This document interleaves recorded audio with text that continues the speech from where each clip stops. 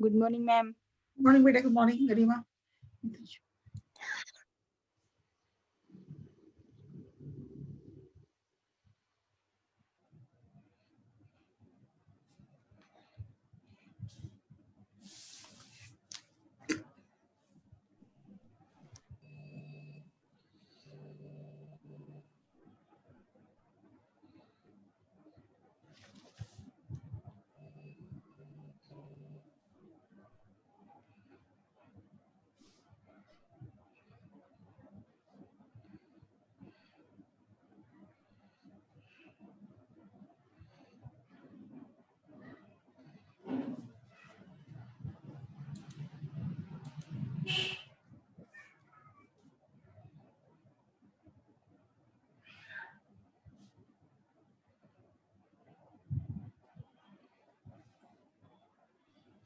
हमारी अरे यार ये वीडियो कैसे चालू है मारो।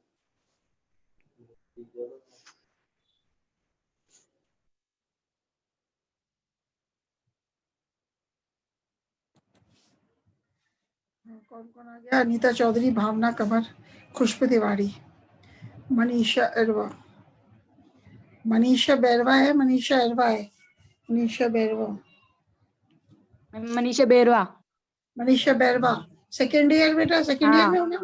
अच्छा, मनीषा अरवा लिखा हुआ था बेटा, मनीषा बैरवा कर दिया बेटा, मनीषा बैरवा।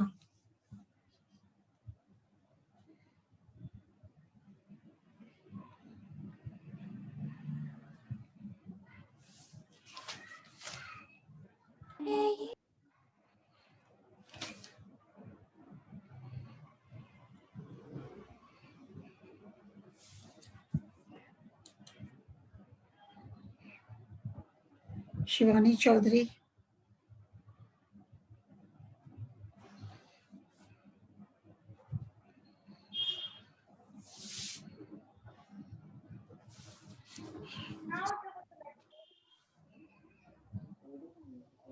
चुप रहो ना मैम। कौन सा चैप्टर पढ़ाओगे आज? बेटा अभी लेते हैं अपन आज geological time scale. Manisha Bairwa को एडमिट कर देते हैं। मनीषा बैरवा, ममता बैरवा भी है, मनीषा बैरवा, चुपचाप बंद कर। सोनाक्षी, सोनाक्षी, मनीषा बैरवा, शिवानी चौधरी, शिवानी तो ये लगा दी, शिवानी चौधरी। मनीषा बैरवा है और ममता बैरवा भी है क्या कोई, या मनीषा बैरवा? केवल मनीषा बैरवा है। ममता बैरवा भी है क्या कोई? सेकेंड ईयर में है? नहीं है, Manisha Bairwa. No ma'am. Morning बेटा, गुड मॉर्निंग। मनीषा बैरवा,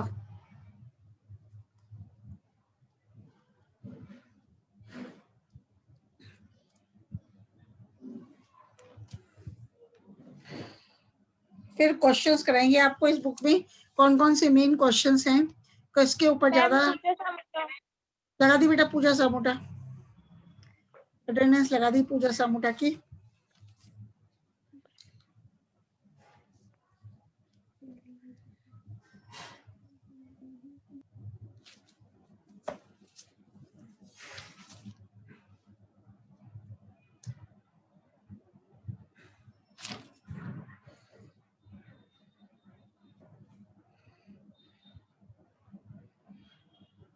मोनिका चौधरी और कोमल चौधरी, इनको भी एडमिट कर देते हैं। मोनिका चौधरी आई हैं, एक कोमल चौधरी।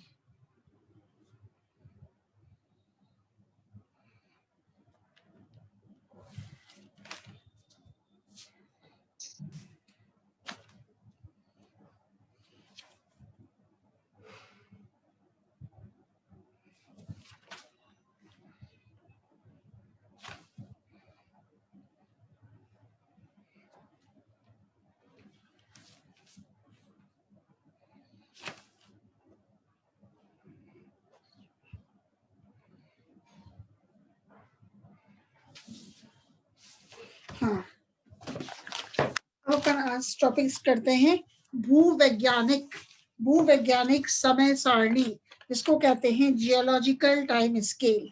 तो जैसे कि अपन ने जीवाश्म के बारे में पढ़ा था, तो जीवाश्म फॉसिल्स प्राचीन काल की वनस्पति तथा उसके विकास प्रक्रम के प्रमाण उपलब्ध कराते हैं।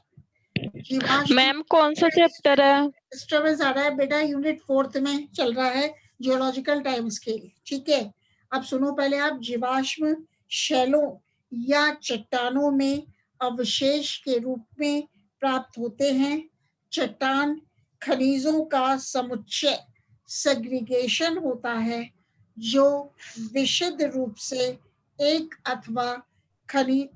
अथवा एक से अधिक खनिजों से बनी होती हैं। ये चट्टानें 3 प्रकार की होती हैं। पहला है अवसादी चट्टानें, सेडिमेंट्री रॉक्स। दूसरी है इग्नियस रॉक्स, आग्नेय चट्टानें, तथा तीसरी है मेटामॉर्फिक रॉक्स। आवाज आ रही है? मेटामॉर्फिक रॉक्स मतलब कायांतरित चट्टानें। आवाज बेटा डिस्टर्बेंस आ रहा है, किसका आ रहा है? ये अवसादी चट्टानों में जीवाश्म पाए जाते हैं। बेटा ये भी रिकॉर्ड हो रही है, आवाज डिस्टर्बेंस नहीं आए। कहाँ पे फॉसिल्स पाए जाते हैं? अभी भी आवाज आ रही है? आवाज नहीं आए।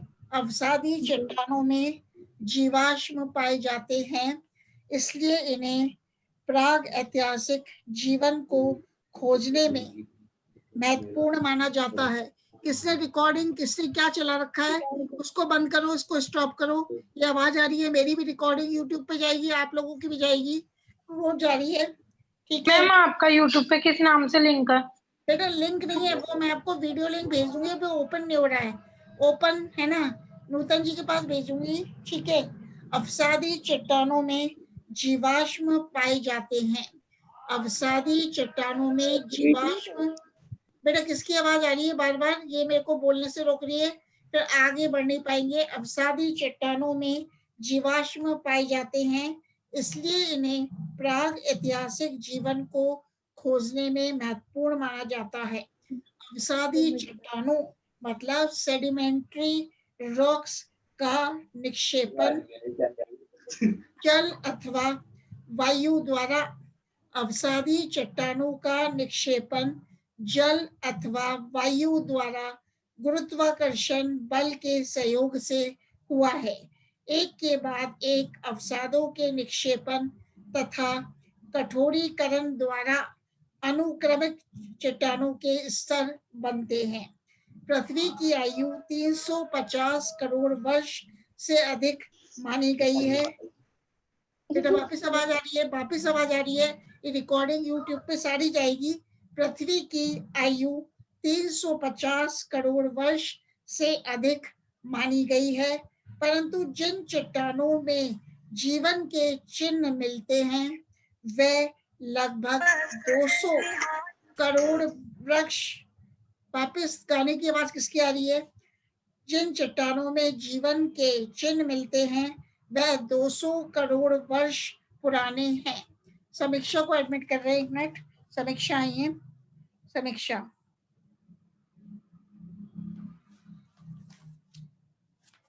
जिन चट्टानों में जीवन के चिन्ह मिलते हैं वे लगभग 200 करोड़ वर्ष पुराने हैं। इससे पहले पृथ्वी पर परिस्थितियां जीवन के अनुकूल नहीं थी, अतः इससे पूर्व के काल को एजोइक काल कहते हैं, प्राग जैविक काल कहते हैं। भूवैज्ञानिकों ने पृथ्वी के इतिहास के 200 करोड़ वर्षों को 5 महाकल्पों में विभक्त किया है। कौन कौन से 5 महाकल्प है ये आपको याद रखना है। तो भूवैज्ञानिकों ने पृथ्वी के इतिहास के 200 करोड़ आपने पहले पढ़ा दिए थे। बेटा नहीं पढ़ाया, पढ़ा दिया तो बताऊं कौन कौन से महाकल्प हैं, फिर तो आपको पॉइंट्स तो याद होंगे। पहले नहीं पढ़ाया ये वाला तो बताओ आप। चलो आपसे क्वेश्चन पूछते हैं, कौन कौन से 5 महाकल्प हैं? बताओ। जिसने बोला पहले पढ़ा दिया तो याद तो कुछ तो रहता ही है। जब आपने सुन रहे हो आप, कुछ तो याद रहता ही है। तो पढ़ो बेटा। भूवैज्ञानिक पढ़ने के बाद भी कुछ लोग पहले नहीं थे तो रिवीजन भी लेंगे अपन। रिवीजन मतलब जो क्वेश्चंस अभी आएंगे एग्जाम में, एग्जाम का मतलब फाइनल एग्जामिनेशन में। तो भूवैज्ञानिकों से साइकिल में क्या क्या क्वेश्चन आते हैं उसको वापस से एक बार रिपीट करूंगी पॉइंट्स में, तो आपको वो उतारने भी है और सबको वीडियो ऑन रखने हैं उस समय। तो भूवैज्ञानिकों ने पृथ्वी के इतिहास के 200 करोड़ वर्षों को 5 महाकल्पों में विभक्त किया है। पहला है आर्कियोजॉइक ईरा, आर्कियोजॉइक महाकल्प। दूसरा क्या है, प्रोटेरोजॉइक महाकल्प, प्रोटेरोजॉइक एरा। तीसरा है पेलियोजॉइक महाकल्प, पेलियोजॉइक एरा। मीसोजॉइक ईरा, मीसोजॉइक महाकल्प व सीनोजॉइक महाकल्प, सीनोजॉइक महाकल्प। तो भूवैज्ञानिकों ने 5 महाकल्प में पृथ्वी के इतिहास को विभक्त किया है। कौन कौन से महाकल्प बताए, एक तो है आर्कियोजॉइक एरा, दूसरा है प्रोटेरोजॉइक एरा, तीसरा है पेलियोजॉइक एरा, तीसरा है, चौथा है मीसोजॉइक एरा और पांचवा है सीनोजॉइक ईरा। और महाकल्पों को कालों, पीरियड्स तथा कालों को युगों में, इपोचेस, इपोचेस में, युगों मतलब इपोचेस, EPOCHES, इपोचेस में विभक्त किया गया है। आर्कियोजॉइक तथा प्रोटेरोजॉइक महाकल्प सम्मिलित रूप से प्री कैम्ब्रियन एरा कहलाते हैं, प्री कैम्ब्रियन महाकल्प कहलाते हैं। मतलब आर्कियोजॉइक एरा महाकल्प तथा प्रोटेरोजॉइक महाकल्प सम्मिलित रूप से क्या कहलाते हैं, प्री कैम्ब्रियन एरा या प्री कैम्ब्रियन महाकल्प कहलाते हैं। तो विभिन्न महाकल्पों, ईरा, कालों, पीरियड्स तथा युगों, इपोक्स की अवधि तथा वनस्पतियों का उल्लेख टेबल 14.1 में दिया गया है। सारणी में सबसे प्राचीन युग ऊपर तथा नवीनतम युग नीचे दिखाए गए हैं। अब अपन बात करते हैं आर्कियोजॉइक ईरा की, आर्कियोजॉइक महाकल्प की। तो यह प्रारंभिक जीवन का महाकल्प है, परंतु इस महाकल्प से संबंधित चट्टानों में जीवाश्म प्रमाण नहीं मिलते हैं। इस काल में मतलब आर्कियोजॉइक ईरा में शैवाल तथा जीवाणु की उत्पत्ति मानी गई है। तो याद करने लायक बात क्या है कि आर्कियोजॉइक महाकल्प में एल्गी, शैवाल तथा बैक्टीरिया, जीवाणु की उत्पत्ति मानी गई है। नॉल के अनुसार, KNOWL के अनुसार जीवाणु 3,500 मिलियन वर्ष पूर्व पाए जाते थे। इस काल में आर्कियोजॉइक ईरा में जीवाश्मीभवन के लिए वातावरणीय दशाएं अनुकूल नहीं थी अथवा इस काल की पौधे मैम के ऊतक जीवाश्मीभवन के लिए उपयुक्त नहीं थे। हाँ, कौन बोल रहा है बेटा? मैम मैं शालू प्रजात, मैंने अटेंडेंस लगा दो। शालू लगा दी बेटा, लेकिन 10:14 पे इतनी लेट कैसे ज्वाइन किया? शालू लगा दी, शालू प्रजापति मैम लगाई मैं है। अभी कनेक्ट हुई है इसलिए। अच्छा बेटा, मनीषा देनवाल की भी लगाई है बेटा, शालू की भी लगा दी और सुप्यारी की भी लगा दी। सब ठीक है बेटा? थोड़ी नेटवर्क प्रॉब्लम हो जाती है इसलिए।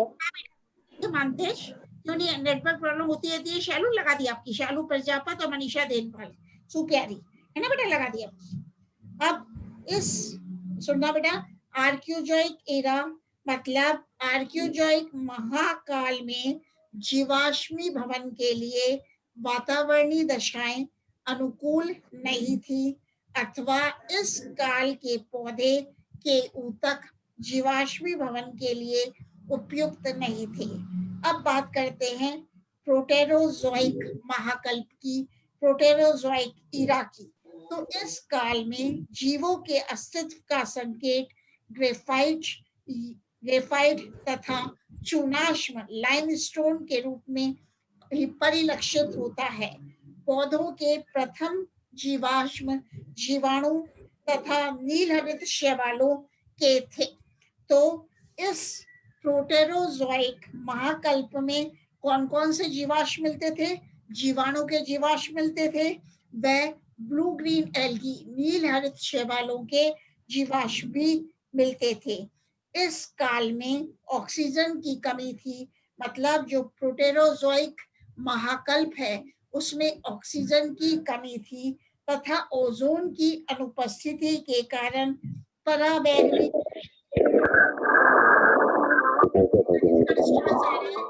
इसका डिस्टर्बेंस आ रहा है बार बार। इससे रिकॉर्डिंग इसकी भी चल रही है, इसकी रिकॉर्डिंग भी हो रही है। आप अपने सभी के खोल लो जिससे मुझे दिखे कौन कौन डिस्टर्बेंस कर रहा है। खोल लो वीडियोस ओपन सभी के, या तो फिर डिस्टर्बेंस ही है। ठीक है, इस काल में मतलब प्रोटेरोजोइक ओजोन की अनुपस्थिति के कारण पराबैंगनी विकिरण से बचना संभव नहीं था। इन्हीं कारणों से पौधों की उत्पत्ति जल में हुई मानी जाती है। तो अपन ने भी क्या देखा? प्रोटेरोजोइक महाकल्प, जिसमें प्रथम जीवाश्म जीवाणु तथा नील हरित शैवालों के थे, और इस काल में ऑक्सीजन की कमी थी तथा ओजोन की अनुपस्थिति के कारण अल्ट्रावायलेट रेज से बचना संभव नहीं था। पश्चिमी ऑस्ट्रेलिया के निम्न प्रोटेरोजोइक डक क्रिक डोलामाइट से जीवाणुओं तथा नील हरित शैवाल के प्रमाण प्राप्त हुए हैं। टेलर एंड बरगूम के अनुसार इनमें प्रमुख उदाहरण हैं, एक तो बेटा है पैलियोलिंबिया, माइक्रोकोलियस तथा ग्लियोकैप्सा आदि नील हरित शैवाल। कौन कौन से उदाहरण हैं जो कि प्रोटेरोजोइक ईरा महाकल्प में मिलते हैं? पहला है पैलियोलिंबिया, दूसरा है माइक्रोकोलियस, तो याद रखना, एक है ग्लियोकैप्सा। अब बात करते हैं पैलियोजोइक महाकल्प की, तीसरे महाकल्प की बात कर रहे हैं, पैलियोजोइक ईरा की।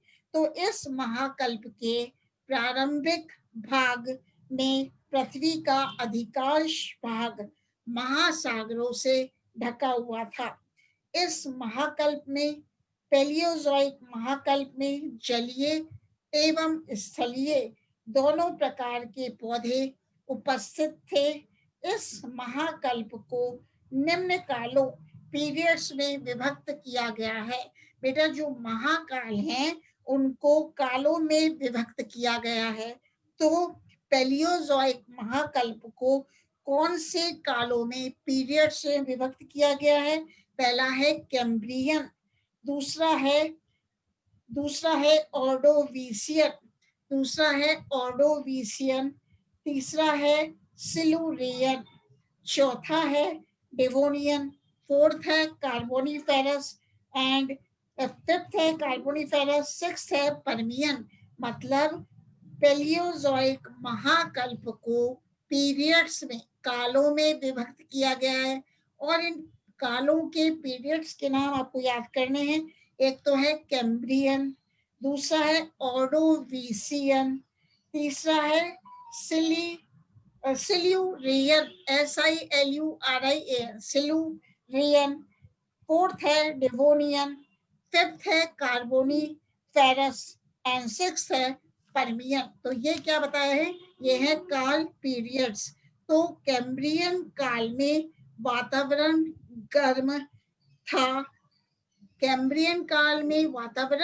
गर्म था तथा समुद्र में पाए जाने वाले नील हरित शैवाल, लाल शैवाल तथा समुद्री अकशेरुकियों आदि के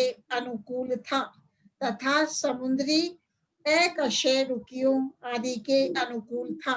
तो याद करने की बात क्या है? जो कैम्ब्रियन काल था, कैम्ब्रियन काल में क्या क्या पाए जाते थे समुद्र में? एक तो ब्लू ग्रीन एल्गी नील हरित शैवाल, एक रेड एल्गी लाल शैवाल तथा सी में इसकी आ रही है आवाज, तथा समुद्री अकशेरुकियों आदि के अनुकूल था। अब मैंने क्या बताया, दूसरा पीरियड क्या है, ऑर्डोविशियन। ऑर्डोविशियन काल में हरे शैवालों का विकास हुआ तथा एस्कोमाइसिटीज व बेसिडियोमाइसिटीज के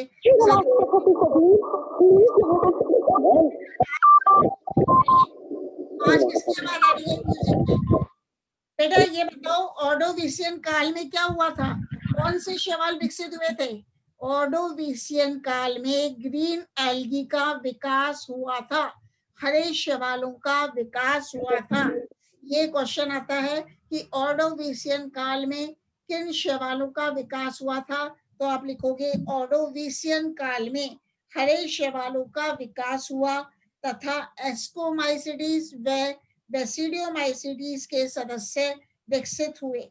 स्थलीय पौधे केवल सिल्यूरियन काल में प्रकट हुए। डिवोनियन काल में काष्ठीय भागों वाले स्थलीय पौधों का अत्यधिक विस्तार हुआ, जैसे कि स्पोरोगोनाइटिस, जैसे कि स्पोरोगोनाइटिस, क्या बोलेंगे, स्पोरोगोनाइटिस, जोस्टेरोफिलम, जैसे कि स्पोरोगोनाइटिस, एग्जाम्पल है जोस्टेरोफिलम, कुकसोनिया, कुकसोनिया, हॉर्नियोफाइटन, राइनिया तथा साइलोफाइटन। ये किसकी बात कर रहे हैं कि डिवोनियन काल में कौन कौन से स्थलीय पादप पाए गए, तो आप लिखोगे डिवोनियन काल में कौन कौन से स्थलीय पादप पाए गए, इनका नाम है स्पोरोगोनाइटिस, दूसरा है कुकसोनिया, तीसरा है हॉर्नियोफाइटन,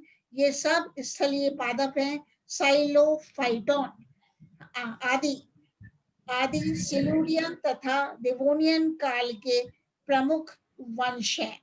पर्मियन तथा कार्बोनिफेरस काल में वृक्ष आकार लाइकोप्सीडा, बृहत आकार स्फिनोप्सीडा तथा टेरोप्सीडा के सदस्य प्रमुख वनस्पति के रूप में थे। मतलब कार्बोनिफेरस काल में व पर्मियन काल में क्या कौन से वृक्ष पाए जाते थे, कौन सी क्लास के, एक तो लाइकोप्सीडा, स्फिनोप्सीडा तथा टेरोप्सीडा के सदस्य प्रमुख वनस्पति के रूप में थे, अर्थात इनके सघन वन पाए जाते थे। इस काल में लिवरवर्ड्स के साथ साथ मॉस भी उत्पन्न हुए थे। तो पर्मियन तथा कार्बोनिफेरस काल में मॉस भी पाए जाते थे व लिवरवर्ड्स भी पाए जाते थे। इस काल में बीज युक्त फर्ण बहुतायत में थी, इसलिए इस काल को बीजीय फर्णों का युग, age of the seed ferns भी कहा जाता है। अब पर्मियन काल में पर्यावरणीय वातावरण, पर्मियन काल में पर्यावरणीय परिवर्तनों के कारण विशाल दलदली क्षेत्र, स्वाम्पी रीजन्स विकसित हुए, जो इस प्रकार की काष्ठीय वनस्पतियों के प्रतिकूल थे। इन वातावरणीय परिवर्तनों के फलस्वरूप अधिकतर काष्ठीय वनस्पति लुप्त हो गई तथा कोयले में परिवर्तित हो गई। सौभाग्य से इस काल के पर्मियन काल के कुछ सदस्य जो किन्हीं कारणों से बच गए, उनमें मीसोजोइक महाकल्प में वर्तमान काल के पौधों का विकास हुआ। अब बात करते हैं मीसोजोइक ईरा, मीसोजोइक महाकल्प। तो इस महाकल्प में, मीसोजोइक महाकल्प में बीजी वृक्ष रूपी टेरिडोस्पर्म्स धीरे धीरे कम होते हुए पूर्णतः विलुप्त हो गए। अब मीसोजोइक महाकल्प को भी 3 कालों में डिवाइड किया गया है। एक तो है ट्राइसिक काल, ट्राइसिक पीरियड, दूसरा है जुरासिक काल, जुरासिक पीरियड, और तीसरा है क्रिटेशियस पीरियड, क्रिटेशियस काल। तो अपन ने क्या देखा कि भूवैज्ञानिकों ने पृथ्वी के इतिहास के 200 करोड़ वर्षों को 5 महाकल्पों में विभक्त किया। तो पांचों महाकल्प के नाम याद कर लो। आर्कियोजॉइक ईरा, प्रोटेरोजॉइक ईरा, पैलियोजॉइक ईरा, मीसोजॉइक ईरा और सीनोजॉइक ईरा। अब पैलियोजॉइक ईरा को मतलब पैलियोजॉइक महाकल्प को भी पुनः कालों में विभक्त किया गया था। तो पैलियोजॉइक महाकल्प में कितने काल आते हैं, पीरियड्स आते हैं। एक तो है कैम्ब्रियन, इनके नाम याद रखना, ऑर्डोविसियन, सिलुरियन, चौथा है डेवोनियन, पांचवा है कार्बोनिफेरस, छठा है पर्बियन। अब बात है जिसकी कर रहे हैं, मीसोजोइक महाकल्प को भी 3 कालों में विभक्त किया। तो कौन कौन से 3 काल हैं, इनके नाम याद रख लेना। ट्राइसिक पीरियड, ट्राइसिक काल, जुरासिक काल व क्रिटेशियस काल। तो ट्राइसिक काल, ट्राइसिक पीरियड में साइकेड्स की उत्पत्ति हुई। इस काल में, ट्राइसिक काल में अनेक कॉनिफर तथा आवृत बीजी पादपों की भी उत्पत्ति हुई, परंतु उनकी संख्या साइकेड्स की तुलना में नगण्य थी। इसलिए यह काल ट्राइसिक पीरियड साइकेड्स का युग, एज ऑफ साइकेड्स भी कहलाता। मतलब ट्राइसिक काल, एज ऑफ साइकेड्स, साइकेड्स का युग भी कहलाता है। तो इस प्रकार अपन ने किसकी चर्चा करी, मीसोजोइक महाकल्प की। अब करते हैं जुरासिक, किसकी बात करेंगे, ट्राइसिक काल की बात कर ली। अब जुरासिक काल, जुरासिक पीरियड में लेप्टोस्पोरेंजिएट फर्ण तथा शंकुधारी कॉनिफर्स वृक्षों की संख्या में निरंतर वृद्धि हुई तथा ये उस समय की प्रमुख वनस्पति थे। इसी प्रकार क्रिटेशियस काल, क्रिटेशियस पीरियड में जिम्नोस्पर्म्स की संख्या में निरंतर कमी होती गई तथा इनका स्थान एंजियोस्पर्म्स द्वारा ले लिया गया। तो क्रिटेशियस काल में जिम्नोस्पर्म्स तो कम होते गए, व एंजियोस्पर्म ने जिम्नोस्पर्म्स का स्थान ले लिया। मतलब क्रिटेशियस काल में एंजियोस्पर्म्स पाए गए। इस काल में, मतलब क्रिटेशियस काल में सेलिकेसी, मोरेसी, लॉरेसी, एरेलिएसी तथा सेपिंडेसी जैसे कुल के सदस्यों की संख्या में व्यापक वृद्धि हुई। इस काल के अंत में, मतलब क्रिटेशियस पीरियड के अंत में, एंजियोस्पर्म्स वनस्पति प्रभावी थी, जिसमें ओक, मेपल, बीच, एल्म तथा चिनार के बड़े बड़े फॉरेस्ट, बड़े बड़े वन थे। अब बात करते हैं फिफ्थ महाकल्प की, सीनोजोइक ईरा, सीनोजोइक महाकल्प की। तो यह महाकल्प सीनोजोइक ईरा आवृत बीजियों का युग, एज ऑफ एंजियोस्पर्म्स कहलाता है। मतलब एज ऑफ एंजियोस्पर्म्स किसको कहते हैं, सीनोजोइक महाकल्प को एज ऑफ एंजियोस्पर्म्स, आवृत बीजों का युग कहा जाता है। इस महाकल्प में बर्फ से आच्छादित पर्वत श्रेणियों जैसे एशिया में हिमालय तथा यूरोप में एल्प्स, एल्प्स का विकास हुआ। इसके फलस्वरूप गर्म हवाओं का प्रभाव समाप्त हुआ तथा ध्रुवों पर, पोल्स पर बर्फ जमनी शुरू हुई। इस महाकल्प में पुष्पी पादपों की संख्या में अत्यधिक वृद्धि हुई। मतलब याद क्या करोगे कि सीनोजोइक महाकल्प को आवृत बीजियों का युग कहा जाता है, और इस महाकल्प में सीनोजोइक ईरा में फ्लावरिंग प्लांट्स, पुष्पी पादपों में वृद्धि हुई तथा वनों के क्षेत्र भी बढ़ते गए। मतलब फॉरेस्ट एरियाज भी इंक्रीज होते गए। इसी समय, मतलब सीनोजोइक महाकल्प में पृथ्वी पर शीतोष्ण, टेम्परेट तथा उष्ण कटिबंधीय ट्रॉपिकल क्षेत्रों का विकास हुआ। इसका विकास हुआ टेम्परेट तथा ट्रॉपिकल क्षेत्रों का विकास सीनोजोइक महाकल्प में हुआ। वातावरणीय परिवर्तनों के कारण एंजियोस्पर्म्स धीरे धीरे उष्णकटिबंधीय क्षेत्रों की ओर अभिगमन कर गए और जिनका अभिगमन या विस्थापन न हो सका वे पादप विलुप्त हो गए। एंजियोस्पर्म्स में शाकीय प्रवृत्ति के पौधों का विकास सबसे अंत में हुआ तथा धीरे धीरे इन्होंने प्रमुख वनस्पति का स्थान प्राप्त कर लिया था। मतलब सीनोजोइक महाकल्प में एंजियोस्पर्म्स प्रमुख वनस्पति के रूप में मिलते थे, मेजर वेजिटेशन या डोमिनेंट वेजिटेशन के रूप में मिलते थे। ये पादप एंजियोस्पर्म्स आज भी पृथ्वी की प्रमुख वनस्पति का हिस्सा हैं। भूवैज्ञानिक समय सारणी के उपयुक्त विवरण से यह निष्कर्ष प्राप्त होता है कि डिवोनियन काल तक के जीवाश्म अधिकांश समुद्री शैवाल थे, जबकि स्थलीय पादपों के जीवाश्म डिवोनियन तथा सिलुरियन काल से प्राप्त हुए।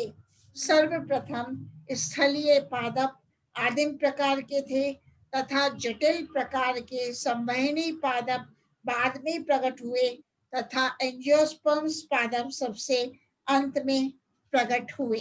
अब बात करते हैं अप्लाइड एस्पेक्ट्स ऑफ पैलियोबॉटनी, पुरा वनस्पति के व्यावहारिक पहलुओं के बारे में। तो पुरा वनस्पति विज्ञान के प्रमुख महत्व निम्न प्रकार हैं। पहला है बेटा जैविक विकास, ऑर्गेनिक इवोल्यूशन। तो प्रकृति में होने वाले परिवर्तनों के साथ साथ वनस्पतियां उस वातावरण में ढलने की कोशिश करती हैं। यदि सामंजस्य नहीं कर पाती हैं तो ऐसी वनस्पतियां लुप्त हो जाती हैं। मतलब क्या होता है बेटा ऑर्गेनिक इवोल्यूशन में, जैविक विकास में अपन देखते हैं प्रकृति में परिवर्तन, चेंजेस होते रहते हैं और चूंकि प्रकृति में मतलब नेचर में परिवर्तन होते हैं तो वहां की नेचर में जो वनस्पति मिलती है, फ्लोरा मिलता है, वो अपने आप को उस वातावरण में ढालने की कोशिश करती है।